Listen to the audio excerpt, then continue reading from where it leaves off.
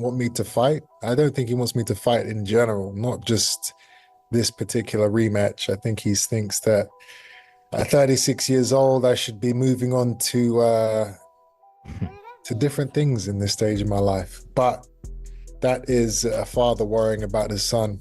And, you know, he doesn't see the things I'm doing on a day-to-day basis in the gym. You know, I'm still capable. I'm still hungry. I'm still loving dedicating my life to the sport. So retirement is not in my eye line right now. He will be at the fight for this fight. And I would imagine that he will be, I don't know, he was publicly against me fighting in the last fight. I don't see that happening again for this fight. Fights out there, there's a lot of hype, there's a lot of noise, but they under-deliver and they turn out to be boring fights. You know, for me, it was a matter of going in there and giving people value for money and living up to the family name. It's a priority for me, really. So I put that pressure on myself to make sure that the fight was one hell of a fight. And it done what it said on the tin. Eubank's father, Chris Eubank coming out and all that kind of stuff. It was not only the best version of what it could be, but this is a fight people will never forget. This is going down in boxing history as one of the really kind of epic fights of the era. There were some wild accusations made by Chris Eubank Jr. at the presser. Do you worry about that given last time? No, but you've got to think cuts and stuff like that, right, when you're going into camp? I'm not concerned. I mean, listen, it's all part of the game, isn't it? It's all part of the hype. I've got Chris sitting over there who get him in a headlock before he knows it. So if you don't kill Chris Eubank Jr., he'll be I Chris. won't go that far. You're taking it too far. No, you're nasty, you are. Wow. Joe, so I'm a fan and I'm nasty. You're a fan and you're nasty. This is a really insulting time. Give me 3 words to describe Chris Eubank Jr. Big head, it's a given. Good physique, awkward. That's 5 words. Oh, 5 words? No, I said 3 words and you gave me 5. You said 3 words? Yeah. That was 3 words? Big physique. Not sorry. Well, whatever you said. Good, I said good physique. Good physique. Bit zesty, mate. You're going to give me my 3 words? He's got a good physique.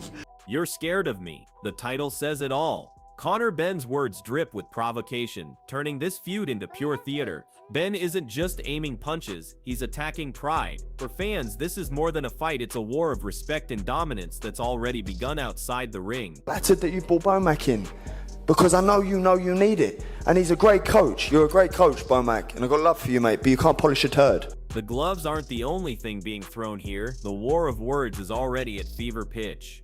Eubank Jr. is speaking with the poise of a fighter who knows his place in history. From his early rise to becoming a crowd favorite, he has proven his skill and mental toughness. This is not just pride speaking, it's a declaration that he owns this rivalry, and he intends to defend that claim. People know who he is. They know what he is. I have no reason to lie. I won the fight. I don't need to be here. I don't need to make excuses. He talks about playing the victim. What? I won the fight. I'm not the victim. I'm the victor. I was victorious. So I have no reason to lie about anything. I'm telling my truth. I'm exposing what these people want to keep hidden in the dark, and I will continue to do so. Right now, Eubank Jr. is feeding the fire of what has become one of British boxing's most intense rivalries. His words show a calculated confidence. He isn't just talking about another fight, he's talking about revenge with a statement. November 15th is shaping up to be the defining night for both men. I'm still going to poke and prod, but the fact is we created something special. We're going to try and create something even more special November 15th. Animosity is still there, but it's not like it was before, where it was like, I've been waiting for 3 years to fight this guy and I just want to get my hands on him. I've got my hands on him now. I've beaten him. So now it's kind of like, all right, well, we're going to do it again. We're going to do it even better. Let's see what happens, you know? It's a different energy. You see yourself knocking him out this time round? I think so. That's the goal. That's going to be the game plan. I don't want to have another 12-round fight. So if I can get him out of there, I'm going to. Conor Benn has already started to respond in kind, and his preparations speak volumes. There's symbolism in Ben's choice. Even his gloves are part of his message. It's a psychological tactic, signaling his intent to dominate. For Ben, this isn't just about physical preparation, it's a mental battle before they even enter the ring. He's sending a clear message. He's ready. Oh, no, I'll probably go these. Yeah, go these. Yeah. You've been wearing him in training, haven't you? Yeah, these ones. We'll go these ones. Specifically. You like them ones? I like these ones, yeah. Don't forget, once you get your bandages on it, if we have to change it because we've got players, we can change it. Oh, perfect. And Eubank Jr. is not holding back in his reply. Eubank Jr. is taking no prisoners here. This isn't just a boxing dispute, it's a full-blown war of words. His remarks underline the intense hostility between the two camps. For fight fans, this is gold. The tension is escalating beyond the ring. That little insect is a coward. Ask you about the Conor Benn incident. From your point of view, what happened today? From my point of view, that little insect is a coward. He waited until I was cutting weight, dehydrated, and malnourished to come and step to me. And he showed his true colors. But at the end of the day, I'm not worried about Conor. Ben is turning this into a matter of principle as much as pride. He's framing this dispute as a question of honor and legitimacy. His tone suggests frustration, but also determination. The rematch is no longer just a fight. It's a clash of wills. It's happened. You know what happens when you have an agreement? Do you know what happens? You know when you sign a contract? Do you know what that is? I didn't sign a contract. Do you know what that is? To fight you on Do you know what that September is? 20th. I signed to rematch you. I didn't sign. Do you know what that is? So do you know what an agreement is? Now the date is perfect. But do you know what an agreement is? Do you understand? No, I don't know what agreement is. What is it? Well, you're an idiot. Eddie Hearn cuts through the noise, pointing out the theatrics that come with high-profile rivalries. He frames the confrontation as part of the showmanship that fuels boxing's drama. Both camps thrive on this tension. It sells fights, builds hype, and ensures that when November 15th arrives, the world will be watching. He couldn't care what I say, and I couldn't care what he says. And we've I both don't got. think the comments were harsh. Well, they were pretty harsh. I mean, scumbag is a. I mean, I don't really take any notice of you. You don't take any notice of me. If I was, everyone's different, aren't they?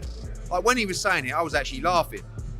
But then I looked over at some people and they weren't laughing. So it depends. I'm probably a little bit less old school. Hearn isn't mincing words. He's openly calling out Eubank Jr. and Ben's antics. He frames the rematch as a battle for respect and vindication, not just a sporting event. This fight has grown into something far bigger than belts. It's about pride, legacy, and settling scores once and for all. Honestly, this guy has zero respect for anything. And I hope people can see through it. Some will, some won't. But if you can't see them, I mean, that's a lot of what happened up there was just wrong. So listen, we go to work and we're in to win the fight. It's going to be different this time. Last one. Nelson offers a fascinating tactical insight. He believes Ben has the edge to evolve, but that Eubank Jr.'s toughness will keep him in contention. This preview suggests November's clash will not just be physical, but also a chess match. Both fighters adapting, testing limits, and battling for supremacy in and out of the ring. I do see improvement there for Conor, and I do think the results will be different the other way around in the next fight. I think it'll go the distance all over again. Hearn delivers a measured appraisal. Ben's heart is unquestionable, but discipline and strategy will be vital. He signals that Ben must balance aggression with precision. This fight will hinge on such details, with Ben needing to refine his craft to overcome the technical brilliance of Eubank Jr. But you know, Conor Benn's Conor Benn. But I want him just to be a little bit smarter. We can't, like Nigel said, he's just winging away. And the heart's great, the balls are great, but you can outbox this guy as well. You're going to have to stand and fight because he's going to try and walk you down and be the bigger man. But just be a little bit smart with it as well. De La Hoya brings in a critical technical perspective. Weight is far from trivial. This comment reminds fans that in such a high-stakes rematch, every detail counts. It could be the difference between victory and defeat. Both fighters will need perfect preparation for the November showdown. You have to follow the weight classes. You have to follow directions and orders. And, that's why we have weight classes. For 1 pound makes a huge difference. I mean, this guy was almost fainting trying to make... Tony Bello sums up the emotional storm perfectly. This is far more than a sporting contest, it's a psychological war. Every barbed stare down and press conference fuels the rivalry. Both camps thrive on drama, using it to gain momentum. November's rematch won't just test their skill, but their mental toughness. The crowd knows this fight is a battle of pride as much as technique, and Bello confirms the truth. Both fighters have fully committed to the war. But there was always unification or the politics of boxing, and with COVID, there was always something, do you know what I mean? But can't sit here and cry about it.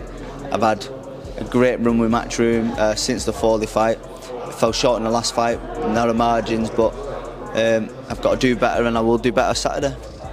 How did you deal with the defeat to Bob? Jack Catterall adds a fighter's insight. His respect for the spectacle is clear, and his prediction is bold. Ben will view this as motivation, using it to sharpen his strategy. This rematch isn't simply about revenge. It's a proving ground. Ben believes he can stop Eubank Jr., and such confidence can be a game changer. This fuels anticipation, making the bout not just a test of skills, but of heart, resilience, and who truly wants it more in the grandest stage of British boxing. His weekend's outing saying he wasn't the fighter he once was, and the 3 fights he had with him really took it out of him, essentially ended his career. Do you share the same feeling of Tyson Fury saying that Wilder might need to hang up the gloves? I think so. I think when you're a gruesome puncher like Deontay Wilder. Barry Jones offers a blunt reality check. This rematch will bring another brutal test. Both fighters will enter the ring carrying physical scars and mental pressure from the first fight. Jones believes Eubank Jr. remains the favorite, but Ben's determination and adjustments could alter expectations. The bout won't be decided on paper, but in the ring, where willpower, endurance, and strategy collide. This will be a fight where history, pride, and legacy are all on the line. Fans know it will be an unforgettable night of boxing drama. Round 3 in the first fight. Can he capitalise on that by being a bit cuter behind the jab and trying looking for a smart shot rather than trying to look for a wild shot by just forcing the pace and pressure against Eubank Jr. doesn't work. I know from sparring him, you put him under the cosh. Duke McKenzie nails the cultural weight of this fight.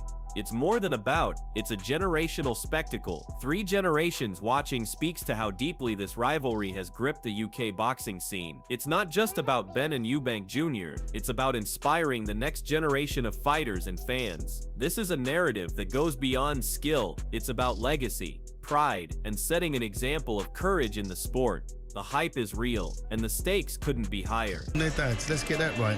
However, the intrigue that surrounds this fight, I've got young kids in my gym that are going to be tuning into this 3 fight. generations are going to watch it, aren't they? That's what's great. I mean, they're so excited about it.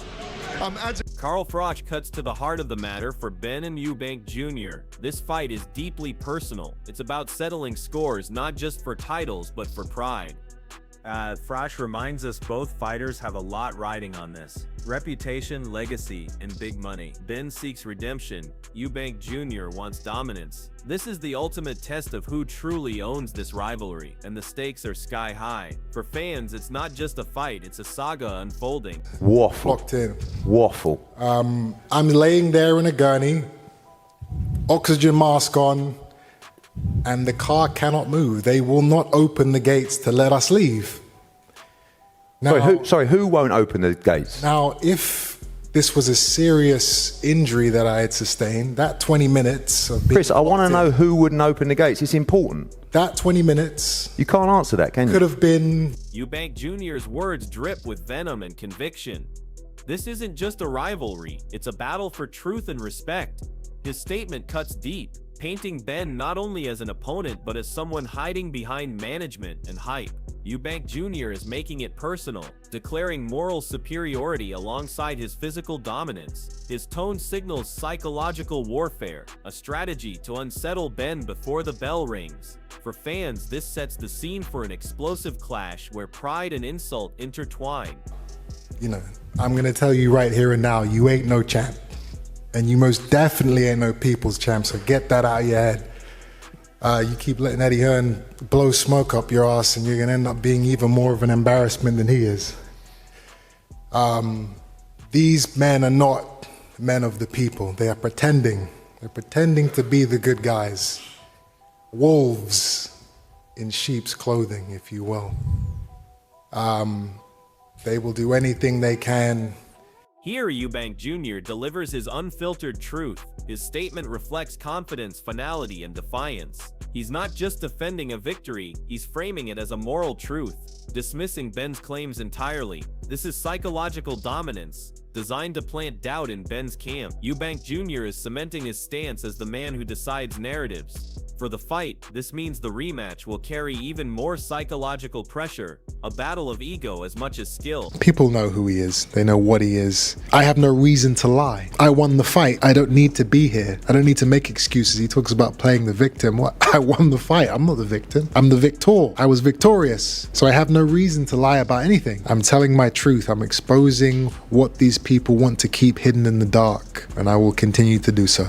Conor Benn's words here are a sharp mix of defiance and provocation. He admits openly there's no respect, framing this as a clash of egos more than just a fight. His claim that Eubank Jr. thought I was an easy touch adds fuel to the rivalry, while his declaration of honoring the two-fight agreement signals determination to finish what was started. Benn is sending a psychological message. He believes Eubank Jr. is afraid, and that fuels his confidence. This sets the stage for an emotional and heated rematch where pride, redemption, and vindication are all on the line. Fans are now left questioning, will Benn's mental edge be the deciding factor? This is more than a fight, it's a battle for legacy. I wouldn't say there's been a lot of respect anyway. Personally, I don't like him. You know, he thought I was going to be an easy touch, which is why he fought a welterweight. So is there much respect there? Not really, but you know, ultimately, you know, I'm ready to honour my side of the agreement, which was the two-fight deal, and it's safe to say he's scared. You know, he almost lost. Could have gone either way to a welterweight. This moment captures the real essence of what's driving this intense rivalry between Chris Eubank Jr. and Conor Benn. Both fighters know this isn't just about the belt, it's about pride, redemption, and proving who truly dominates the ring. Eubank Jr. has already claimed victory once, but Benn refuses to accept that without a definitive answer. The tension is palpable, and both camps know November 15th will be more than a fight, it will be a war. Benn's fire and hunger clash with Eubank's calculated confidence and unshakable self-belief, making this bout one of the most anticipated showdowns in recent boxing history. Every punch will carry years of rivalry. Every moment will test mental toughness. For Benn, it's about proving he's not scared and that he belongs at the top. For Eubank Jr., it's about cementing his legacy and silencing critics. This fight will define careers. Who will rise and who will fall? The world is watching. Are you backing Eubank Jr. to prove his dominance, or Benn to pull off the ultimate upset? Drop your thoughts below and join the debate.